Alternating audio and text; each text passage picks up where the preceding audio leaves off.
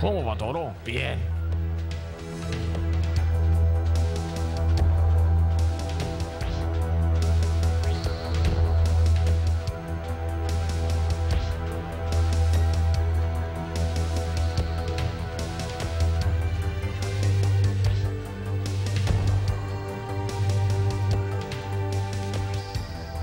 Desde la década de 1950, los adventistas del séptimo día han llegado a ser uno de los pueblos más estudiados del mundo. Más de 140 artículos científicos han sido publicados, estudiando a decenas de miles de adventistas.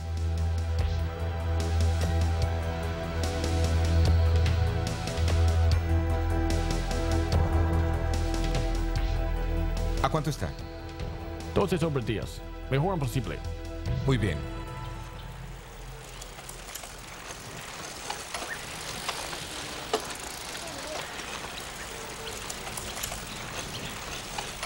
¿Y a qué se debe toda esta atención?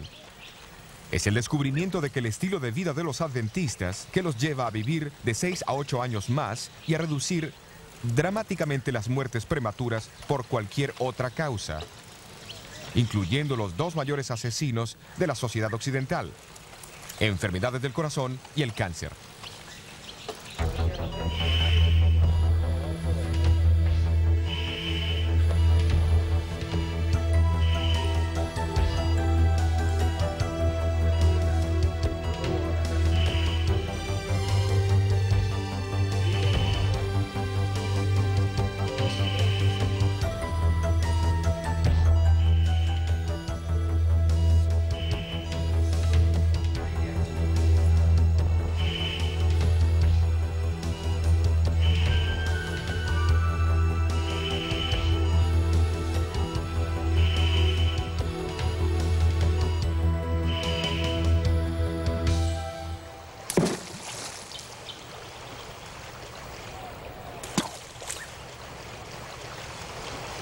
¿Cuál es la forma mágica?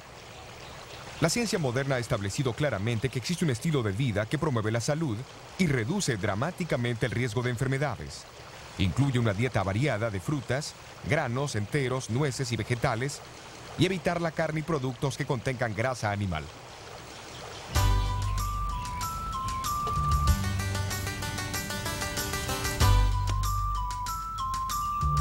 Pero de igual manera son importantes el sueño adecuado, el ejercicio al aire libre, tomar mucha agua y abstenerse del uso del tabaco, alcohol, café, té y otras drogas.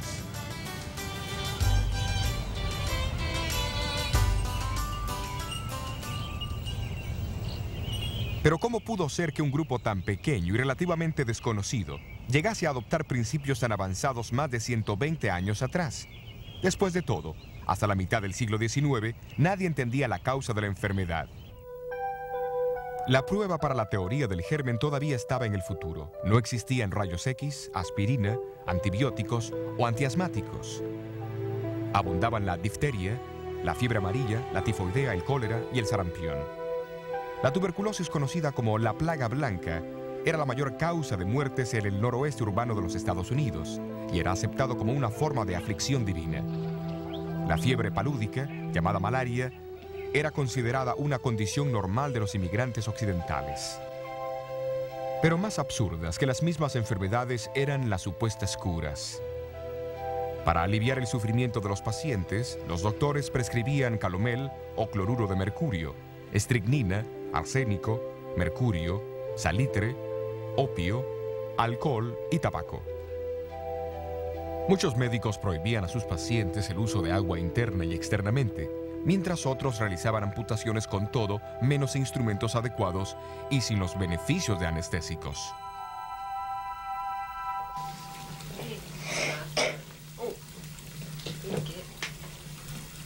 El aire nocturno era considerado peligroso. Cerraban herméticamente las ventanas y las puertas por miedo a engriparse. Las persianas permanecían siempre cerradas para evitar el descolorido de los muebles, mientras que los ciudadanos urbanos no practicaban ejercicios ni se bañaban.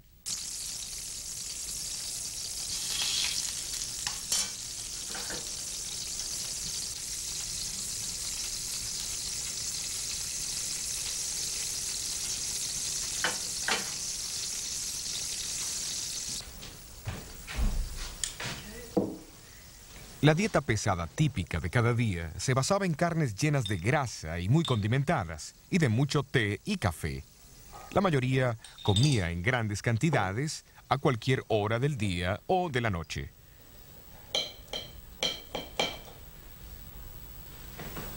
Se había propagado mucho el uso del tabaco y hasta era defendido por muchos médicos como un estimulante para los pulmones y el humo como una cura para la bronquitis.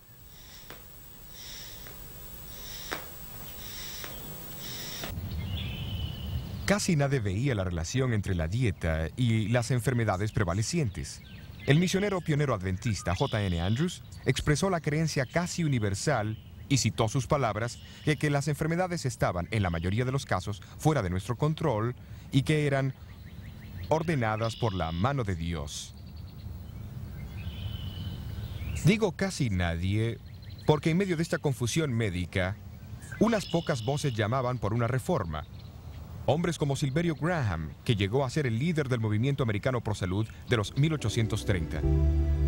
Él llamaba a regresar a la naturaleza y a los métodos naturales de curación y recomendaba una dieta simple, incluyendo el vegetarianismo y especialmente productos de trigo integral.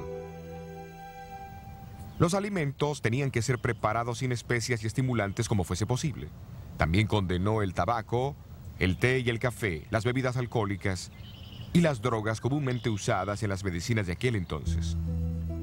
Aunque su reforma decayó en 10 años, enseguida otros la asumieron con entusiasmo renovado. La hidroterapia, que es curar con agua, hielo y vapor, llegó a ser popular en América bajo el liderazgo de doctores como Jaime Jackson y Russell Troll. Ambos supervisaban instituciones de hidroterapia y promovían la reforma pro salud, y ambos tenían una estrecha relación con los pioneros de la nueva iglesia adventista.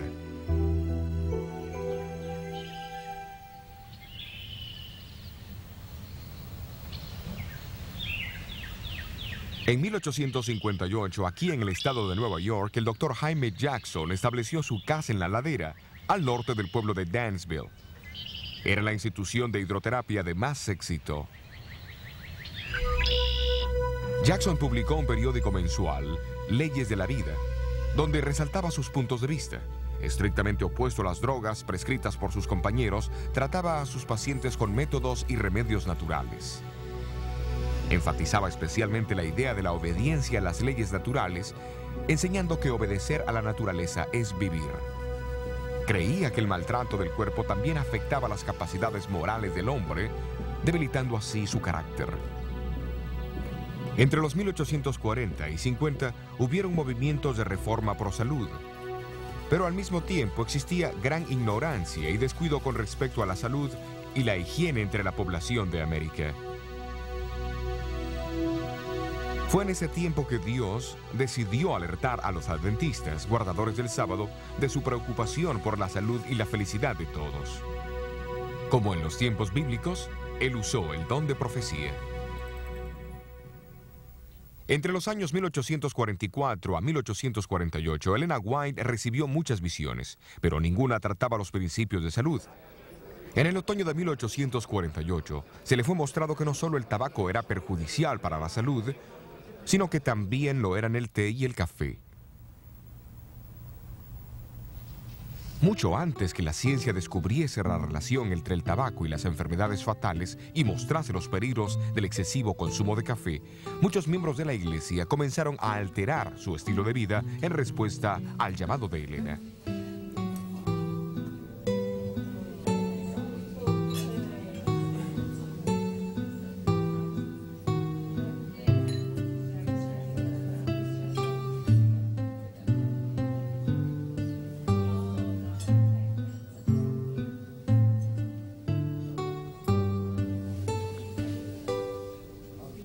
En los años siguientes a 1848, las páginas del periódico de la iglesia reportaban entusiasmadas sobre las batallas para dejar el tabaco, el té y el café. A fines de invierno de 1854, Elena White informó de otra visión que hablaba en contra de los alimentos abundantes y grasosos, tan comunes en la época. También recomendó que las personas cuidasen la salud otorgada por Dios, observando estrictamente la limpieza personal y del medio ambiente. El pueblo de Otsego está situado a una media hora de viaje en auto al este de Battle Creek. A comienzos de junio de 1863, Jaime y Elena White y un número de amigos viajaron a Otsego y vinieron a esta casa que pertenecía entonces a Aaron Hillier. Durante el culto familiar del viernes por la noche, Elena White comenzó a orar por su esposo que estaba mal de salud y deprimido por la condición de la iglesia de Battle Creek. Mientras oraba, recibió una visión que impactaría significativamente a la iglesia adventista del séptimo día y su mensaje para todo el mundo. En la visión, Elena White presenció el papel que la carne ha jugado en el descenso de la raza humana desde el tiempo de Adán. La carne de puerco fue denunciada en particular, pero todas las otras carnes también fueron censuradas. La visión también habló en contra del uso de bebidas alcohólicas, especias y postres. El tabaco fue descrito como un veneno dañino y maligno.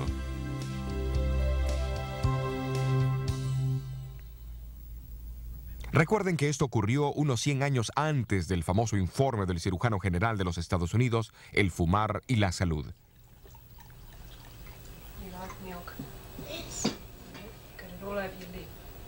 Elena dijo que el té y el café tenían efectos similares a los del tabaco, solo que en menor grado. Le fue mostrado que comer demasiado, aunque alimentos buenos, o comer entre horarios o antes de irse a dormir, es distintivamente malsano. En el tratamiento de enfermedades, vio el terrible efecto de las drogas de ese entonces: el arsénico, la estricnina, el calomel y otras. Dijo que drogas venenosas también podían causar defectos en el feto, un hecho trágicamente confirmado por estudios científicos subsecuentes.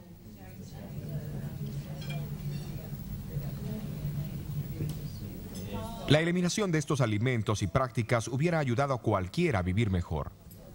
Sin embargo, la visión no solamente corrigió errores, sino que también dio consejos en el lado positivo.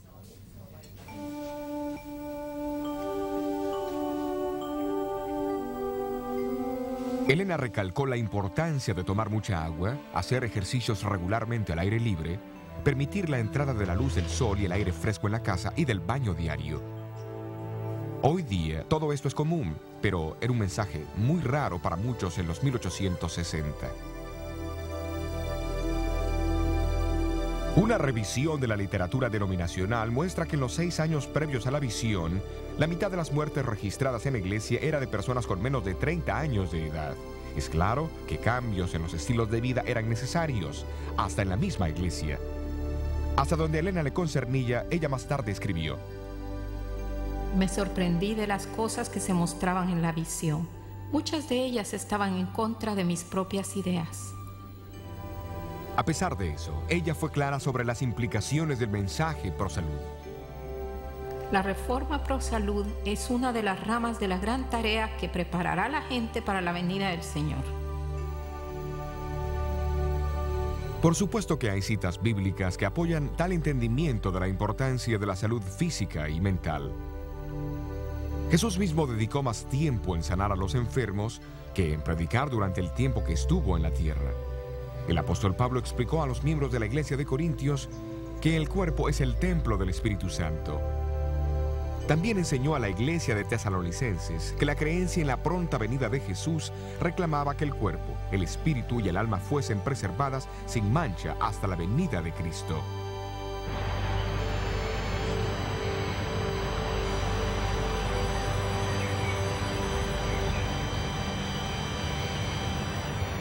No es difícil ver que los conceptos de Elena White apenas servían para magnificar los puntos bíblicos de que cada persona tiene que rendir cuentas a Dios por la preservación de la salud. Pero ¿cuánto tiempo dependió ella de sus contemporáneos para obtener información? Elena White declaró que no leía ninguna literatura sobre salud, ni sabía de la revista del Dr. Jackson, Las leyes de la vida, antes de la visión. Por su itinerario ocupado, no pudo publicar la publicación hasta 1864.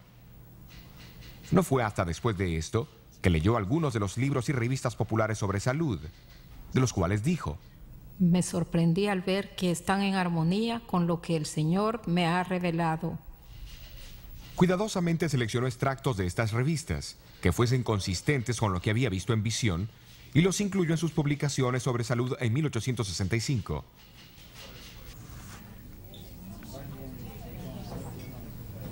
Durante los años siguientes a 1863, Elena White recibió más visiones concernientes a la salud.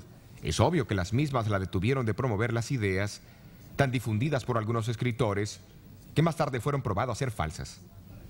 El Dr. Thorpe, por ejemplo, prohibió la sal y el azúcar completamente, diciendo que la sal era un mineral venenoso y el azúcar no tenía ningún alimento. Elena White usó un poquito de ambos, pero avisó de sus malos efectos cuando son usados sin reserva. Concerniente a la sal, escribió en 1901. De acuerdo a la luz que me fue dada por Dios, la sal es actualmente esencial para la sangre. La causa y el motivo de esto no lo conozco, pero les doy la instrucción como me fue dada.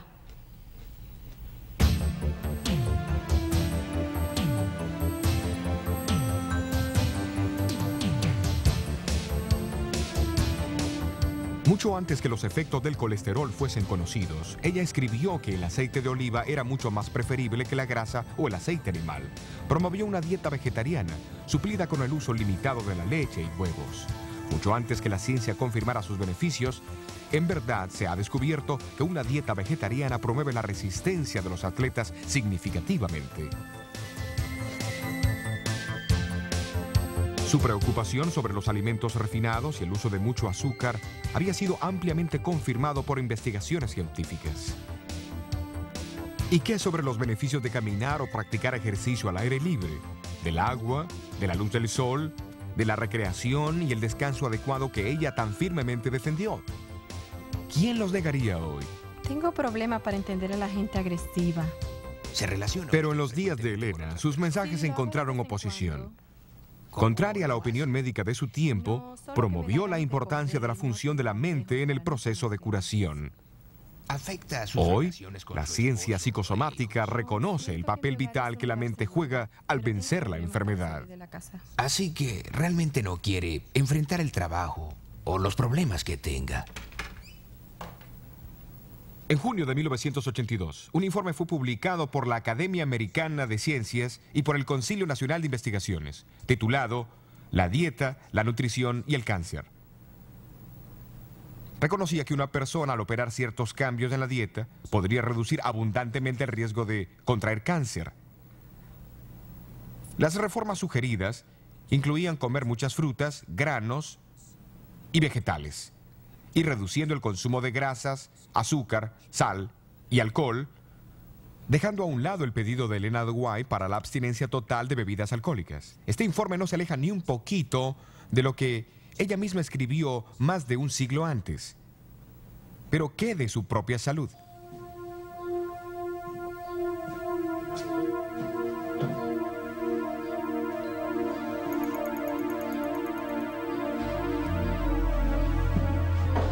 La visión de junio de 1863 fue dada a Elena cuando estaba muy débil, enfermiza, propensa a frecuentes mareos y desmayos. Sufrió del corazón toda su vida y sufrió de parálisis 5 veces antes de 1870.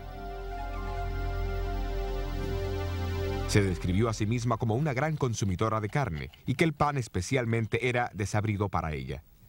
Pero aceptó la instrucción recibida y después de 1863 cambió su dieta y estilo de vida radicalmente. Como resultado, sus constantes mareos y desmayos la dejaron permanentemente y su salud comenzó a mejorar.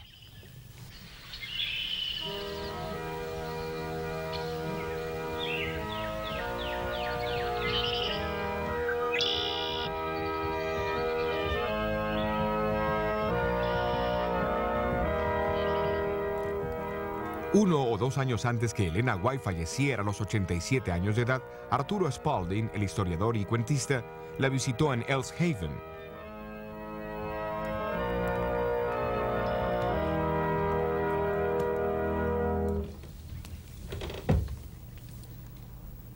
Después del culto familiar en la sala, ella salió hacia la antesala y con paso ligero y enérgico alcanzó las escaleras.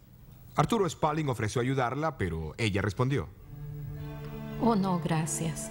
Soy muy capaz de subir las escaleras por mí misma. Estoy tan activa como cuando era niña. ¿Como cuando era niña? No debiera decirlo. Cuando era niña estaba enferma y débil y con mala salud. Pero ahora el Señor me ha sanado y fortalecido y me siento mejor, mucho mejor que cuando era niña. Casi al final de su carrera, el Dr. Clyde McKay, profesor de nutrición en la Universidad de Cornell en Nueva York, fue introducido a los escritos sobre alimentación y nutrición de Elena White. Se impresionó profundamente y se quedó particularmente intrigado por saber las fuentes de esa información.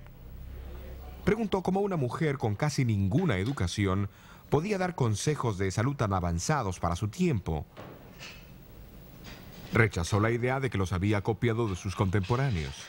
Después de todo, ¿cómo hubiese sabido cuáles ideas usar y cuáles rechazar de entre la perpleja colección de teorías y consejos sobre salud del siglo XIX? Muchos de los cuales fueron bastante irracionales y han sido descartados desde entonces. Él creyó que Elena tendría que ser una mujer sorprendente, con conocimientos avanzados a su tiempo, para hacer esto con éxito. Después de leer extensamente los escritos sobre salud del Dr. McKay, comenzó a dar conferencias con los conceptos de Elena White a varias sociedades profesionales. Estoy impresionado con la exactitud de sus enseñanzas a la luz de la ciencia de nutrición moderna. A pesar del hecho que sus obras fueron escritas mucho antes de la llegada de la nutrición científica moderna, no existe ninguna guía mejor disponible hoy. En 1865, la Iglesia Adventista había alcanzado una membresía de unos 4,000. Aunque poseía poca riqueza, había sido recordada en la visión de 1863, que la misma tenía una obra sagrada de alertar a otros sobre salud. Pero ¿cómo la Iglesia alcanzaría este blanco?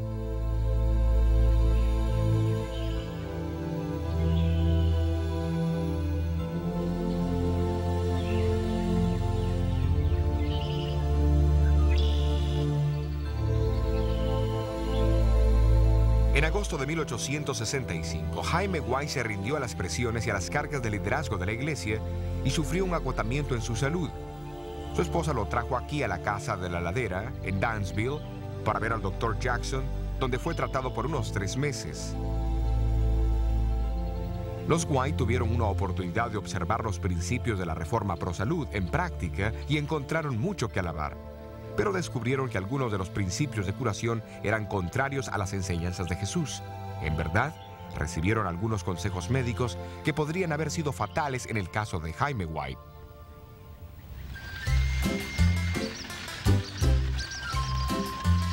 En diciembre, Elena decidió retirar a su esposo de la institución de Dansville y viajaron a Rochester, en el oeste del estado de Nueva York.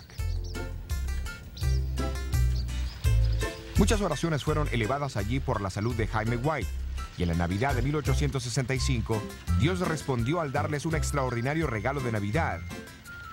Elena White recibió una visión, donde le fue mostrado que la iglesia debería comenzar con su propia institución de salud, para aquellos que deseaban aprender cómo cuidarse para prevenir enfermedades.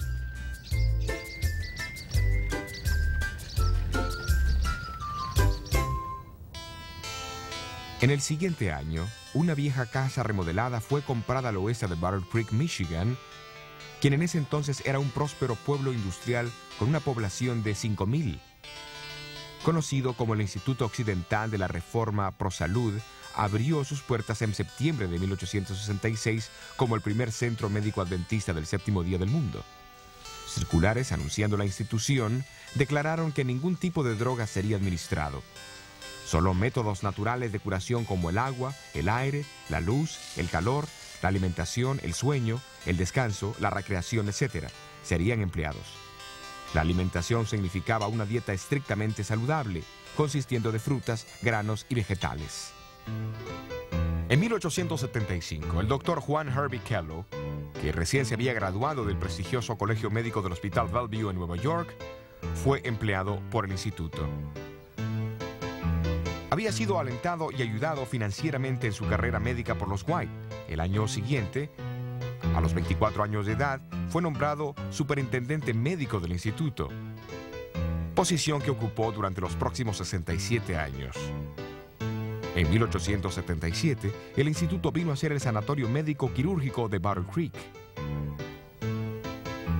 Fue en el mismo año que Louis Pasteur presentó su teoría del germen a la Academia Francesa de Ciencias.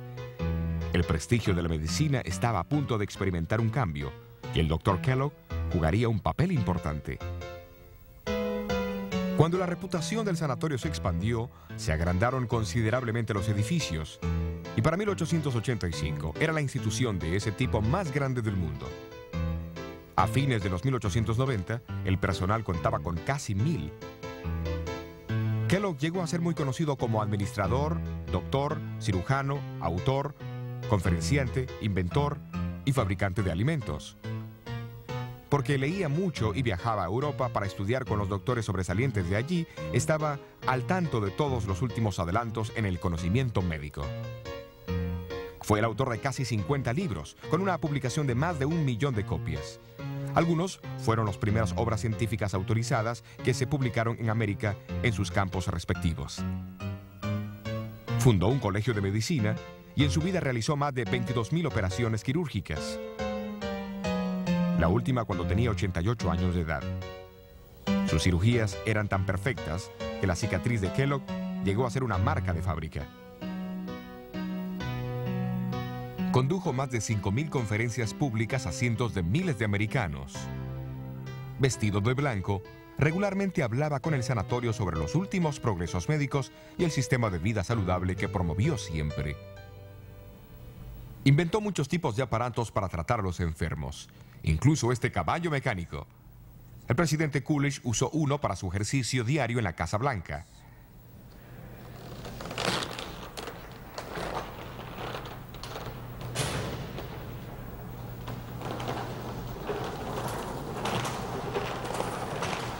Algunos de sus inventos todavía están en uso alrededor del mundo hoy día.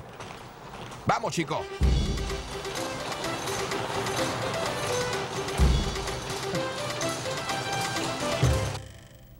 Kellogg también produjo variedades de alimentos de salud, incluso los copos de maíz que cambiaron el hábito de desayunar de millones. Después del desastroso incendio que destruyó el sanatorio en 1902, Kellogg determinó reconstruirlo más grande y mejor, aunque esto era contrario a la advertencia de Elena White y otros líderes de la iglesia. Su nuevo sanatorio todavía existe en Battle Creek hoy, pero es propiedad del gobierno de los Estados Unidos.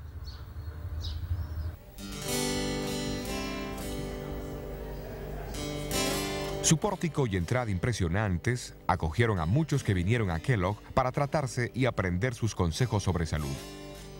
Aunque más tarde abandonó la iglesia, siguió defendiendo sus principios de salud.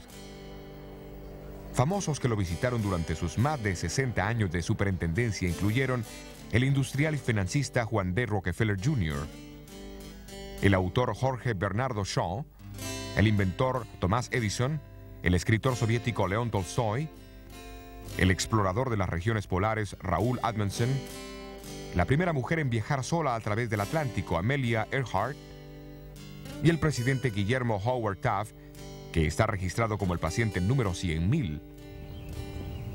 En 1891, le preguntaron a Kellogg cómo el sanatorio de Battle Creek era capaz de estar 5 años adelantado al resto de la profesión médica.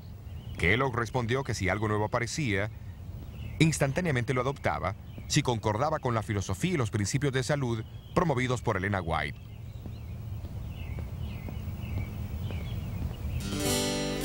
En 1901, se informó que 27 sanatorios adventistas y 31 salas de tratamiento estaban en funcionamiento no solo en los Estados Unidos, pero también en Suiza, Dinamarca, Inglaterra, Alemania, África del Sur, India, México, Australia, Nueva Zelanda y en las islas del Pacífico. Elena White vivió en Australia desde 1891 a 1900. Durante su estadía fomentó el establecimiento de salas de tratamiento que fueron operadas inicialmente en Nashville, en los suburbios de Sydney, por 2 enfermeras que se habían entrenado en Battle Creek.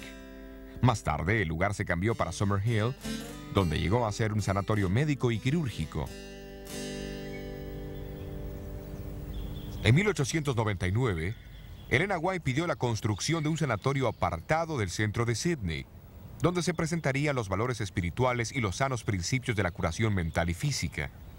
Más tarde ese año, Elena estaba en el grupo que viajó desde la estación de Thornley, un suburbio del norte, por las vías alrededor de la Roca Cabeza de Perro, para inspeccionar una propiedad de 75 acres, que era la mejor tierra en el área de Sydney.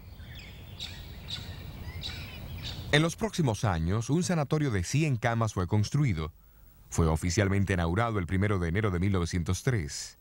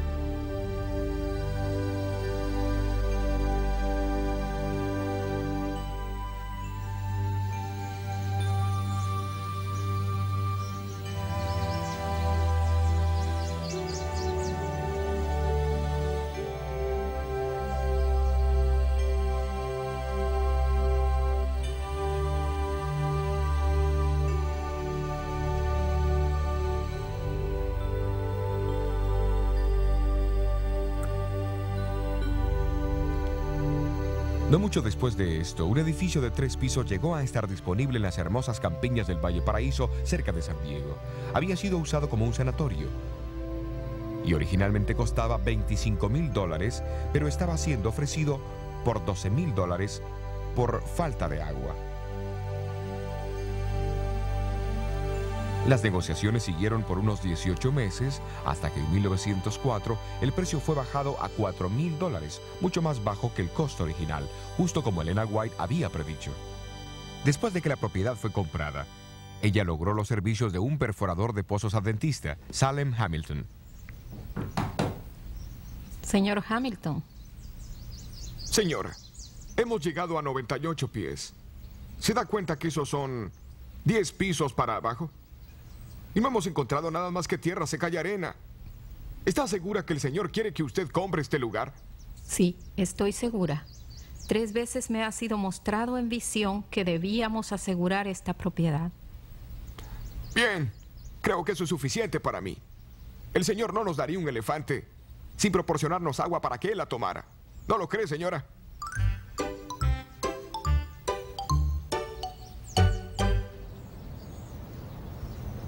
Salem Hamilton volvió a perforar y en el transcurso de 1 hora escuchó el ruido de un río subterráneo. Luego el agua comenzó a brotar y en esa noche creció a 18 pies, casi a unos 6 metros. El abastecimiento de agua del sanatorio estaba asegurado. Operado por la Iglesia Adventista del Séptimo Día, el Hospital del Valle Paraíso continúa ofreciendo su ministerio de curación a la comunidad vecina.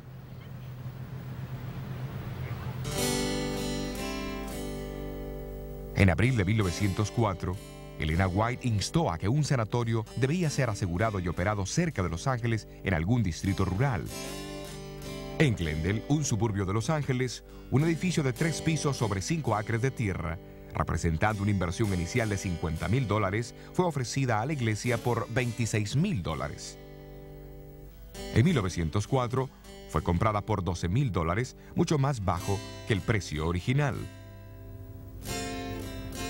Después de la compra, Elena White desafió a los gerentes con estas palabras: La curación espiritual y la física debe ser dada a los que vienen para curarse. Palabras que todavía motivan la operación del hospital el día de hoy.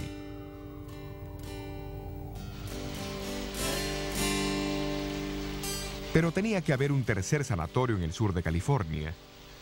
Tan pronto como en octubre de 1901, Elena White había visto en visión que cerca de Los Ángeles había un edificio ocupado con árboles frutales en el terreno del sanatorio. Esta visión fue tan real para ella que le parecía estar caminando por el terreno, conversando con los pacientes y hasta viviendo allí. Ni el Valle Paraíso ni Glendale reunían esta descripción. En 1904, 76 acres de propiedad a la venta fueron descubiertos cerca de Redlands. Fue llamada Loma Linda e incluía enormes jardines y huertos, hermosos parques, muchos árboles de sombra, caminos para carretas y veredas de cemento. Entre los edificios de la cumbre de la Loma Linda había un hotel de 4 pisos con 64 cuartos, iluminado con electricidad, con calefacción a vapor y con abundancia de agua fresca. El costo original era de $150,000.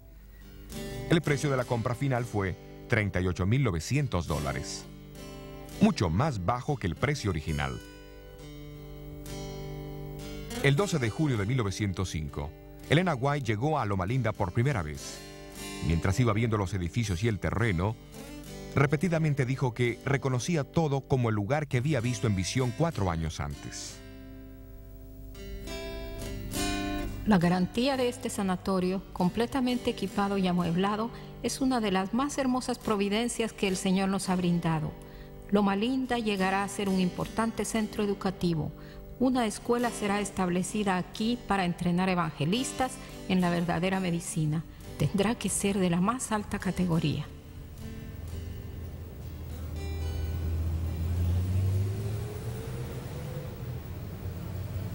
Aquellos que la fundaron tenían poco dinero, pero poseían una fortuna en fe en Dios y en su poder para traer esperanza y sanidad a los que sufren.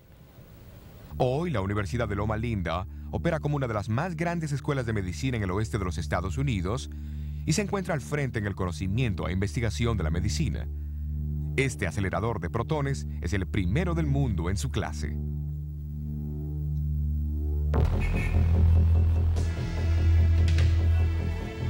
Junto con los cientos de otras instituciones adventistas del séptimo día del cuidado de la salud alrededor del mundo, el blanco del Centro Médico de Loma Linda no es solamente hacer que hombres y mujeres estén bien físicamente, sino que a través de un ministerio de compasión y servicio cristiano, también traerles sanidad espiritual y a una unidad con Dios para prepararlos para el pronto regreso de Cristo. Tal blanco refleja el propósito predominante del programa adventista para el cuidado de la salud, como le fue revelado a la iglesia a través del don profético otorgado a Elena White. Ese propósito envuelve mucho más que adoptar una dieta vegetariana o decidir parar de fumar o de tomar alcohol. Abarca no solo la cura de enfermedades, pero también su prevención. Su ejemplo y motivación vinieron del infinito amor de Jesús, del divino buen samaritano, que vino a un mundo de enfermedad, dolor y muerte, para traer sanidad física, mental y espiritual. Hoy, Él nos pide que sigamos sus pisadas.